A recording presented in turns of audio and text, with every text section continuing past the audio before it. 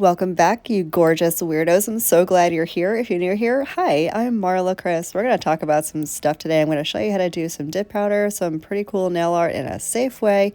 But first, I'm going to get into my nail prep routine, and I'm going to tell you why a little bit later. This is the only tool that I use for nail prep these days. It is a glass cuticle pusher. I'm just pushing back the cuticles. Then I'm going to flip this thing over to the pointy side and scrape out all of that dead skin, that dead cuticle, because that's what's going to cause lifting if you're not getting rid of it underneath all of your overlays, whether you're doing dip powder, acrylic, gel, builder gel, no matter what you're doing on your nails, all that junk can cause lifting. So you want to make sure you're getting all of that up before you do anything else. Now, prep from here will vary depending on your own nails. I do use peel off base coat, so all I'm going to do is remove that debris, cleanse the nails with some swipe solution or some alcohol or acetone, and that is it for me. But if you need a longer lasting manicure, if you're not using peel off base coat, you're going to want to remove the shine from your natural nail. You can do that very easily with just a buffing block, super gently, which is going to lead me to the next conversation we're going to have. After I clean off the nails, of course, I'm going to grab my dip powder. I'm going to use this nude color from Modelones that I've been obsessed with lately. If you're looking for a good flat nude color, this might be for you. Of course, it'll vary depending on your skin tone and your undertone, but this is like my perfect nude. I'll leave it linked down below. So anyway, oh yeah, and my Azure Beauty Dip Liquids, my usual, nothing new here.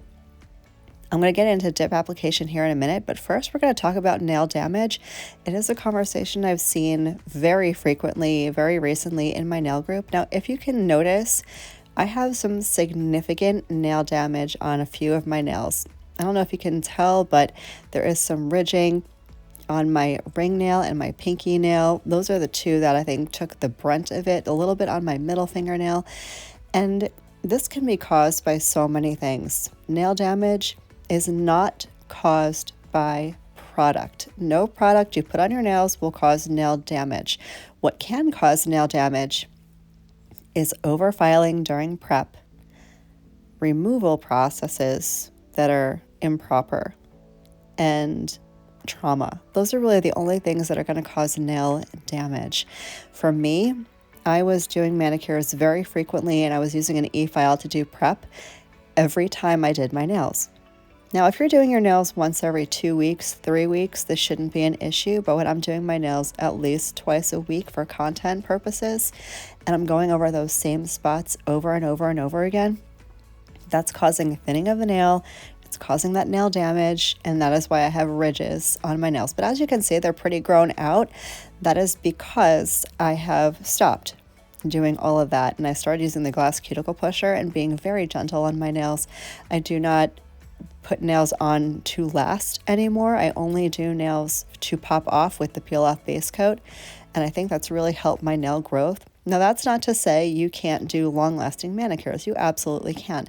But for someone like me who films content all the time, I can't be prepping my nails twice a week, sometimes 3 times a week, and then soaking off, because acetone, not that it causes nail damage per se, but acetone is very dehydrating. That's why it's a great dehydrator for prep. But when you're dehydrating your nails very frequently, very consistently, that can cause brittle nails, which can cause peeling, breaking, cracking, all of those issues. So let's talk about removal, because that is one of the other things that can cause nail damage. Now, my preferred method of removal is soaking off in acetone, but I use warm rice. I know that sounds crazy. I'll leave the video up in the eye in case you haven't seen it. I use warm rice because the heat helps the acetone work faster, because I find that the longer your nails are sitting in acetone, the more exposure, of course, they're going to have, and the more dehydrated they're going to become, which again can lead to not thin per se, but brittle, dry nails, which can cause peeling, cracking, breaking, all that stuff. Now, if you are doing removal using that hot soapy water method, and you're basically ripping them off your nails, that's going to take layers off your nails and cause nail trauma, nail damage. If you're chewing off your nails, nail trauma, nail damage. If you're using, I can't with this method, the dental floss pick thing where you go underneath your nail. Oh my God, it's so cringy to me. I hate watching it. If you're using that method, nail trauma, nail damage. Even if you're using peel off base coat, but you have some stubborn spots and you're just ripping them off, you can be taking off nail layers, which causes nail damage, nail trauma, nail breakage. So all of those methods for removal, I highly suggest against. Do not do that. Let your nails come off naturally. If they pop off, if you're using peel off base coat, don't force them. If you're doing soak off methods, make sure that your nails have minimal exposure. That's why I like using warmth to expedite the soak off process. And make sure you're rehydrating your nails after you're doing a soak off. Of course, if you're doing a new set right after soaking off, you do what you got to do. But if you can, rehydrate your nails, give them a little time to really absorb cuticle oil. That's what I mean by rehydrate, by the way. Cuticle oil is literally your best friend for nail health. I know, nails are dead, they don't breathe, but this will help prevent them from becoming super brittle and dry and peeling and cracking and breaking. Rehydrate your nails, make sure you're oiling up regularly. Even when I'm not doing my nails, I'll use cuticle oil at least a few times a day to keep my nails, my cuticles, my skin very supple, very hydrated, very moist. I know y'all hate that word, but that is seriously what is going to help prevent that nail trauma, nail breakage, nail damage when it comes to being dehydrated from acetone. So now that we've talked about what can cause the nail damage, I'm sure you're wondering how to fix nail damage once it has occurred. And there is a secret that I'm going to fill you in on. Listen very carefully. Grow them out. That is the only way you're going to heal your nail damage. Again, nails are dead. They don't breathe. They don't regenerate. They're not like skin or tissue that can scab up and heal itself. There is no way for nails to do that since they are dead and they don't breathe, they don't respirate, nothing. The only way you can remove or reduce that nail damage is by growing your nails out. That is all. Sorry. I know that is not what you guys wanted to hear. Of course, there are supplements that can help your nails, or allegedly. I don't want to claim anything because I have not found anything that helps nail growth except for cuticle oil. Are there supplements that claim to expedite nail growth and stuff like that? Sure, there are, but I don't know how effective they work, nor do I know if they work at all. So grow them out. Just take the time. It depends on your rate of growth. Everyone's rate of growth is different. For me, it takes about 3 to 4 months for my nails to grow out completely. And I think it's longer for me, maybe because I have such long nail beds. If you have shorter nail beds, your rate of growth is probably going to be way quicker. So that all depends on you, your body chemistry, the way your nails are and your nail beds are. But that is really the only way you're going to be able to get rid of that nail damage, grow them out. If you're wondering about how to prevent breakage when you have nail damage, put something over your nails, whether it's dip powder, gel products, acrylic, whatever. Keep your nails protected. That is going to help prevent against breakage where you have that nail damage. Of course, you want to be careful with prep, as we talked about. You want to make sure there's no moisture getting underneath your product and sitting between the natural nail and the product, because that can cause greenies. It's kind of like, if you're wondering about greenies, Pseudomonas, I don't know. Again, I'm not a nail tech. I don't know chemistry. I don't know anything about anything. What I do know is that it's kind of like mildew or mold. It's not a fungus. It's not anything like that. It's essentially a bacteria, kind of like mold, that grows in warm, dark environments, which is why if you have a space or a gap or lifting in between your natural nail and nail product, water can get in there, grow those Pseudomonas, those greenies, and that's what's going to cause your greenie. You can dip over them. It is not a fungus. You're not going to contaminate anything. But of course, if you get something like this and you're not sure what it is, talk to a dermatologist, talk to a professional nail tech, just to make sure there's nothing else going on. But 9 times out of 10, it is just a greenie, and you can put product right over them. They are not going to hurt anything. Any questions, comments? Please make sure to leave any of your thoughts down below. Again, I'm not a nail professional. I'm not a doctor, but I'm happy to help and answer questions in any way that I can. If you have them, leave them down below. If you don't want to leave a comment, you're welcome to message me on Facebook, Instagram. I'm on TikTok. You can always shoot me an email if you want, and I'm happy to help you work through some stuff if that's what you are needing. I have yapped through this entire dip process. I'm going to remove all the excess dip powder. I'm going to cap and clear. If you're new to dipping and you want some step-by-step instruction on how to do dip powder on yourself at home, I'll make sure to leave a very detailed step-by-step video up in the eye for you to check out. But again, I'm going to cap and clear, activate. I am going to do a little bit of filing, the tiniest bit of filing. I'm going to file around my cuticle area and my free edge and go everything with the buffer. Go what? I don't know words. It is early. I'm not caffeinated. I'm going to buff over everything very gently, get everything smooth, and then I'm going to show you how to do the blood spatter nail art in a safe way. So you're not going to get gel product on your skin. You don't have to use gel, but I'm going to use gel because I always use gel. Anyways, stick around for that. I'll be right back.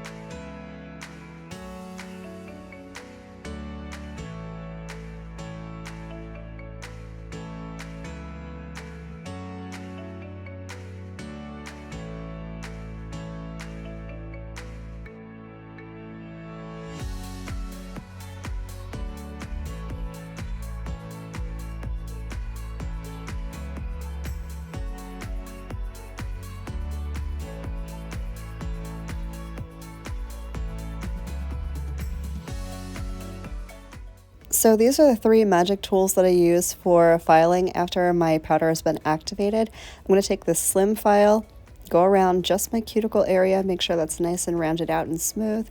Go around my sidewalls and then go around my free edge. I find it helpful to push back my skin with an orange wood stick just to expose that little crevice, if you will, in between my skin and the dip powder. That really helps to get in there and round out that cuticle line.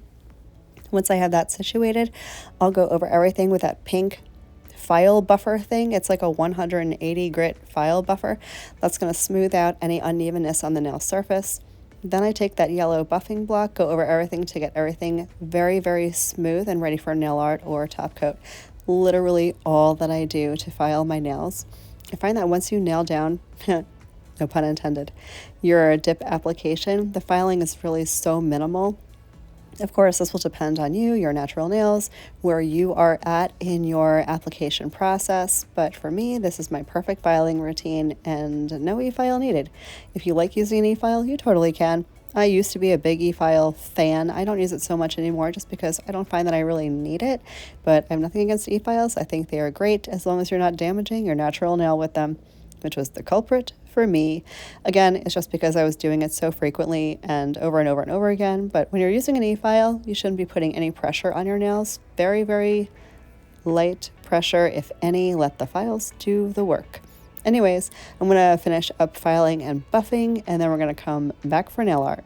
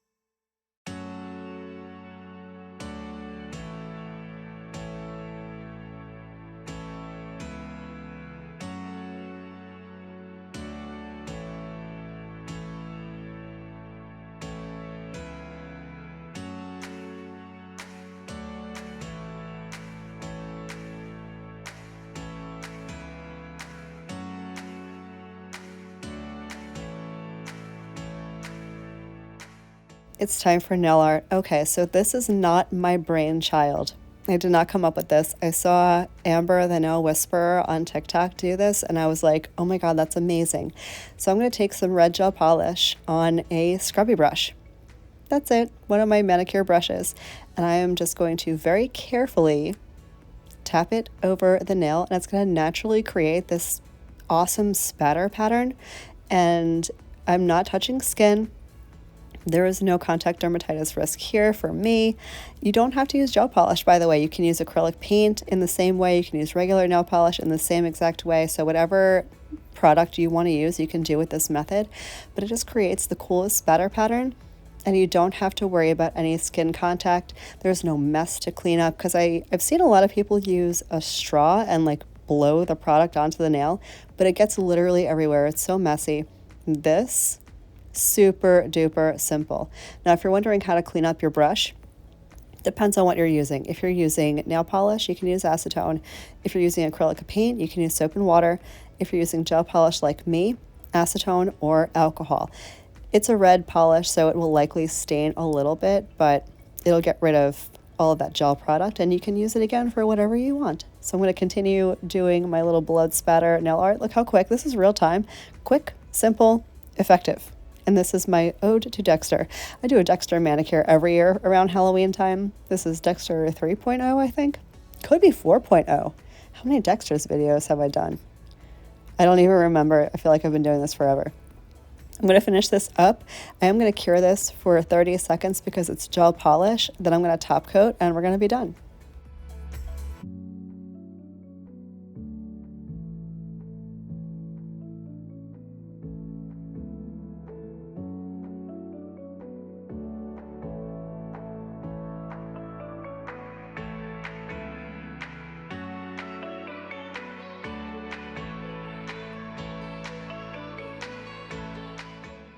So I went ahead and top coated, then I washed my hands after I cured, got all that gel residue off of my nails, and this is the finished look. It came out so freaking good. I'm so happy with this. Thank you guys so much for spending some time with me today. I hope this video was helpful. I hope it answered some questions that you've been thinking about. Let me know down below. Give me a thumbs up if this was helpful. I hope the rest of your day is as beautiful as you are, and I will catch you in the next one. Love you, bye.